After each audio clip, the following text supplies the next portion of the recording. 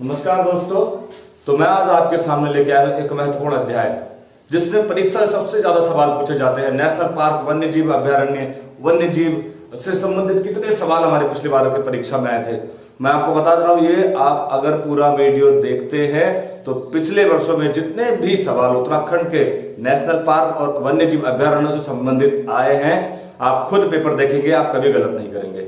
फिलहाल हम बात करते हैं उत्तराखंड के राष्ट्रीय उद्यानों की।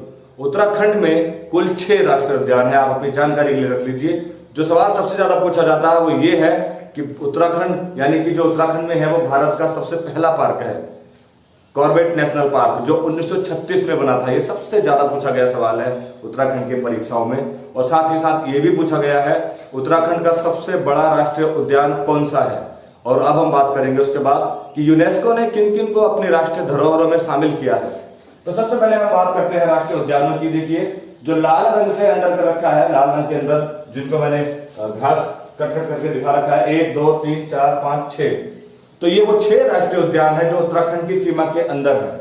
इनमें देखिए, आप सबसे बड़ा यहाँ पर आपको दिख रहा होगा गंगोत्री नेशनल पार्क, जिसकी स्थापना हुई 1989 में।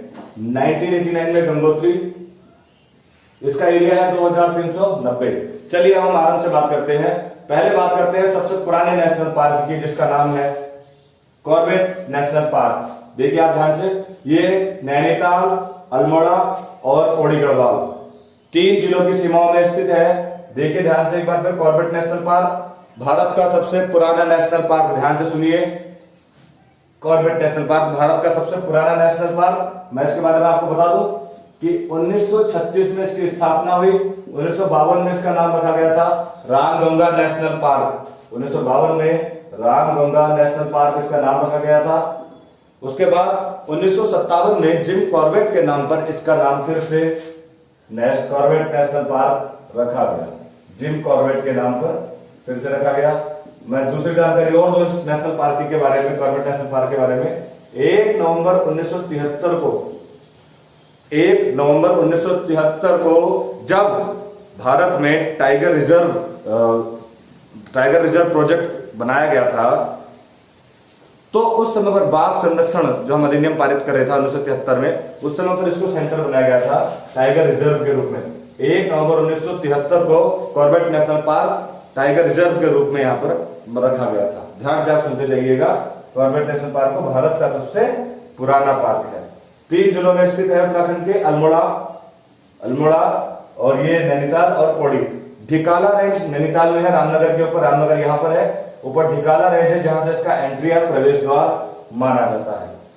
ठीक, आप समझ रहे हैं, नेशनल पार्क है ये। इसके बाद मैं बात करता हूं जो इसके बाद इसकी स्थापना हुई 1980 में हुई थी स्थापना, 82, 83, यस, हाँ, राजाजी नेशनल पार्क की बात करते हैं। यूं तो मैं आपको कहूंगा कि सबसे पुराना नेशनल पार्क है कॉर्बेट नेशनल पार्क, लेकिन क्या आपको पता है 1936 से पहले 1935 में मोतीचूर वन्य अभ्यारण्य के नाम से यहां पर एक जगह थी जो हरिद्वार, पौड़ी और देहरादून में स्थित थी। मोतीचूर वन्य जीव अभ्यारण्य। अब वन्य जीव अभ्यारण्य और नेशनल पार्क में क्या अंतर होता है? देखिए, वन्य जीव अभ्यारण्य और नेशनल पार्क दोनों प्रतिबंधित क्षेत्र होते हैं, यानी कि दोनों पर जानवर रहते हैं। परंतु आप वन्य जीव अभ्यारण्य में टूरिज्म कर सकते हैं, लेकिन नेशनल पार्क पूर्णतः प्रतिबंधित रहता है। नेशनल पार्क में विदाउट परमिशन आप टूरिज्म नहीं कर सकते, लेकिन वन्य जीव अभ्यारण्य में आप टूरिज्म कर सकते हैं। ये दोनों वन्य जीव विहार के भाग हैं, वन्य जीव अभ्यारण्य और नेशनल पार्क है, दोनों प्रतिबंधित क्षेत्र हैं। तो पहले ये वन्य जीव अभ्यारण्य हुआ करता था, राजाजी नेशनल पार्क पहले वन्य जीव अभ्यारण्य हुआ करता था 1935 में। ऐसा तो ये सबसे प्राचीन हो गया, परंतु अब 1983 से ये नेशनल पार्क बन गया, जिसका एरिया है 820 वर्ग kilometre. Rajaji national park Pauri, Haridwar और देहरादून जनपद में स्थित है। स्थापना है 1983। एरिया है 820 किलोमीटर स्क्वायर। ये भी बाघ, हाथियों के लिए बड़ा प्रसिद्ध है। हाथी और मस्क डियर नहीं, हिरण के लिए, हाथी और हिरण के लिए, हाथियों के लिए खास तौर पर यह प्रसिद्ध है। यहाँ पर एक लाइन है हरिद्वार और देहरादून के लिए, रेलवे लाइन, जिस इसकी वजह से कई हाथी उस रेलवे लाइन में आ जाते हैं, कई बार वो अखबारों और सुर्खियों में भी आ रहता है। राजाजी नेशनल पार्क, इनका नाम भारत के पहले और अंतिम गवर्नर जनरल चक्रवर्ती राजगोपालाचार्य जी के नाम पर पड़ा है। अब हम बात करते हैं चमोली जनपद में। देखिए सबसे बड़ा जनपद उत्तराखंड का चमोली, यहाँ पर एक नेशनल पार्क है नंदा देवी नेशनल पार्क। 624 वर्ग किलोमीटर स्क्वायर इसका क्षेत्रफल है। देखिए नंदा देवी, ये हिमालयी क्षेत्र में है, 3 जनपदों में भी स्थित है, ये भी स्थित है, चमोली, बागेश्वर और पिथौरागढ़। चमोली, बागेश्वर और पिथौरागढ़ में ये स्थित है। नंदा देवी को 1988 में यूनेस्को ने विश्व धरोहर स्थल घोषित किया था। वर्ल्ड हेरिटेज साइट, जो वर्ल्ड इंडिया में लगभग 40-42 है इस समय, उनमें से एक है नंदा देवी राष्ट्रीय उद्यान। ये देखिए आप लाल लाल डैश के अंदर 624 किलोमीटर स्क्वायर का क्षेत्रफल, 3 जनपदों में स्थित है। 1988 में उत्तराखंड का पहला यूनेस्को साइट कौन सा था? नंदा देवी। देखिए आप यहाँ पर है, ये यहाँ पर कस्तूरी मृग और बाघ, बहुत सारे जानवर यहाँ पर देखने को मिलते हैं नंदा देवी राष्ट्रीय उद्यान में। अच्छा, इसके बारे में आपको मैं बताऊं, यहाँ पर कस्तूरी मृग प्रजनन केंद्र भी है। कस्तूरी मृग प्रजनन केंद्र यहाँ पर बनाया गया है नंदा देवी की तरफ, चमोली में। चमोली में नंदा देवी काचुला खर्क जगह है चमोली जनपद में, यहाँ पर कस्तूरी मृग प्रजनन केंद्र भी स्थापित है। तो मित्रों, नंदा देवी से सबसे ज्यादा सवाल ये पूछा जाता है कि उत्तराखंड का पहला यूनेस्को साइट्स कौन सा है? नंदा देवी। कब? 1988। ठीक, इसकी स्थापना भी 1988 में। ठीक, अब हम आगे बढ़ते हैं अगले पार्क की तरफ, इसकी स्थापना हुई 1982 में। नंदा देवी नेशनल पार्क की स्थापना होती है 1982 में और 1988 में इसको यूनेस्को साइट्स घोषित कर दिया जाता है। इसी के साथ में है फूलों की घाटी। देखिए आप, उत्तराखंड का सबसे छोटा राष्ट्रीय उद्यान है फूलों की घाटी, चमोली में है। मात्र 87 किलोमीटर स्क्वायर का इसका क्षेत्रफल है। ध्यान से सुनिए, फूलों की घाटी की जो खोज की थी 1931 में फ्रैंकलिन स्माइथ ने की थी। फ्रैंकलिन स्माइथ ने, एक अंग्रेज थे जो कामेट पर्वत से आगे घूम रहे थे, उन्होंने इसकी खोज की। उन्होंने देखा कि यहाँ तो आपने देखा था ना, जहां पर हिमालय ऊंचाई वाले क्षेत्रों में बर्फ जम जाती थी सर्दियों के महीने में, तो क्या होता था कि वहां पर बर्फ जमने के कारण जब गर्मियां पड़ती थी तो बर्फ हटती थी, तो छोटी छोटी घास मर्ग बाहर को आते थे जिनमें सुंदर फूल निकलते थे। ये वही है। इसके प्राचीन बड़े सारे नाम हैं, परीक्षा में सबसे ज्यादा इसी के नाम पूछे जाते हैं। नंदन कानन, ध्यान से सुनिए, स्कंद पुराण में फूलों की घाटी को नंदन कानन कहा गया है। स्कंद पुराण में फूलों की घाटी को नंदन कानन, मेघदूतम में, कालिदास रचित मेघदूतम में फूलों की घाटी को अलकापुरी कहा गया है। आप इसके नाम भी याद रखते रहिए, अलकापुरी।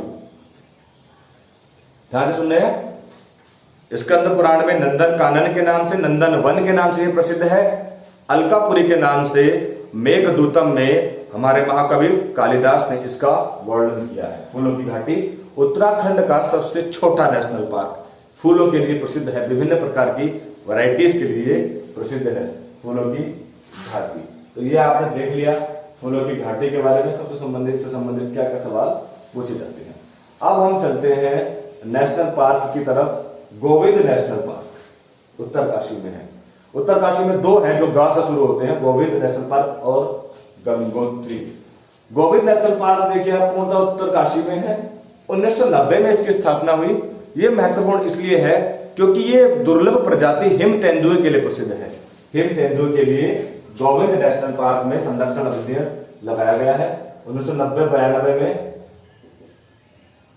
2 साल यहाँ पर हिम तेंदुए के लिए एक संरक्षण अधिनियम पारित किया गया था, जो यहाँ पर सुरक्षित रखने का प्रयास किया जा रहा है। अब हम बात करते हैं सबसे नवीन और सबसे बड़े नेशनल पार्क की, जिसकी स्थापना होती है 1989 में। वैसे तो गोविंद नेशनल पार्क है, लेकिन हम नवीन इसी को मानते हैं, गंगोत्री को। 1988 में है गोविंद नेशनल पार्क। ठीक, तो आप कंफ्यूज मत होना इसमें।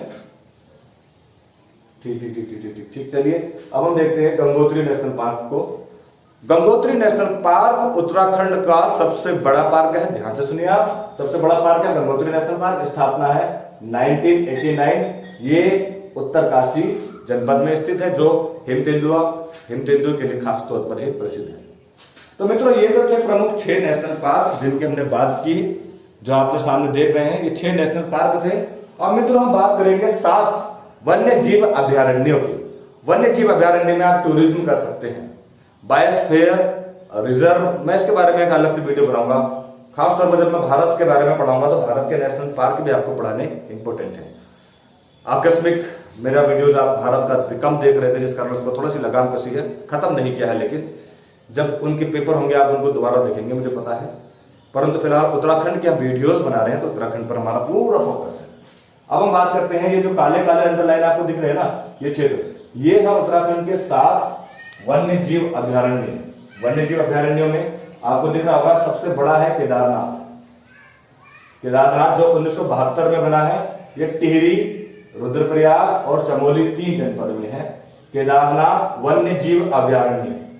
लाल लाइन के अंदर है राष्ट्रीय पार्क और ये है वन्य जीव अभ्यारण्य, जिसमें सबसे बड़ा परीक्षा में कई बार पूछा गया है, निम्न में से कौन सा वन्य जीव अभ्यारण्य उत्तराखंड का सबसे बड़ा वन्य जीव अभ्यारण्य है? राइट आंसर केदारनाथ, टिहरी, रुद्रप्रयाग और चमोली जनपद में ये स्थित है। अब हम बात करते हैं दूसरे राष्ट्रीय उद्यान की, जिसके हम बाद में बात कर रहे हैं।